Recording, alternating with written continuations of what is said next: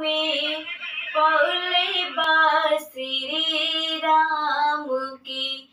AG Sita बन के पूजी चरनिया, माला जपे उनके नाम की। एजी सीता बन के पूजी चरनिया, माला जपे उनके नाम के।